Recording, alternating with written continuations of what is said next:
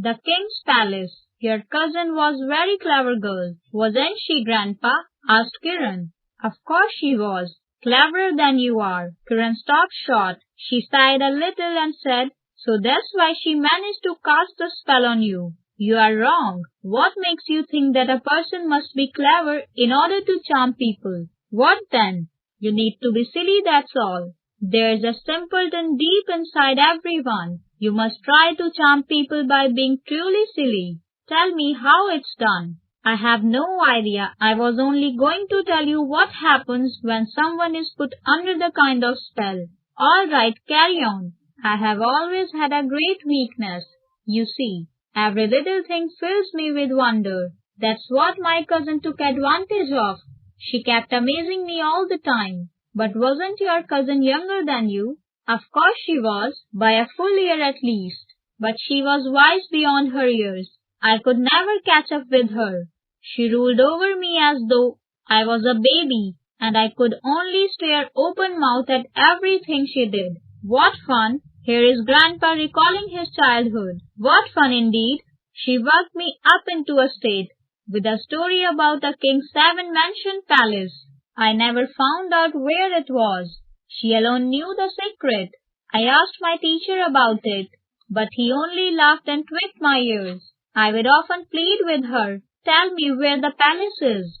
She would open her eyes very wide and say, right here in this house. I would gape and say, in this house, show me where it is.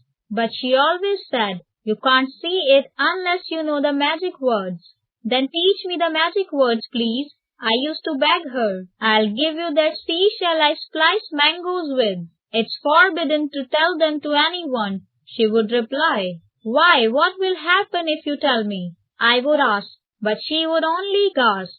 Oh goodness me, I never found out what would happen if she told me the magic words, but her attitude made me shudder. I decided to shadow her one day, when she next went to visit the palace. But she seemed to go only while I was at school. I asked her once why she couldn't go at any other time, but she only said, oh goodness me, and I was too scared to ask her any more. She used to give herself great airs when she managed to impress me. Sometimes when I had just returned from school, she would blurt out, you won't believe what happened today. What was it? I would ask, all excited. And she would reply, she won't tell you. I suppose it was best that way. I never got to know what happened, so I could go on dreaming of fantastic things. She would go off to the hurry-scurry fields while I was sleeping. A winged horse grazed in the meadows there, and whisked away, up into the clouds. Anyone who came there, I would clap my hands with joy when I heard this, and say, what fun that must be. And she would reply, fun indeed, oh goodness me. She had even seen fairies keeping house, and not very far from our home either. She had seen them in the gloom among the thick roots of the old banyan tree on the east bank of our pond. They lived only on nectar, and she had made friends with them by gathering flowers for them. But she only went to visit their houses when we boys were doing our lessons with our master on the south balcony. What would happen if you went at some other time? I would ask her. The fairies would turn into butterflies and fly away. She would tell me. She had many other things in her magic bag, but it was that unseen palace that really fascinated me.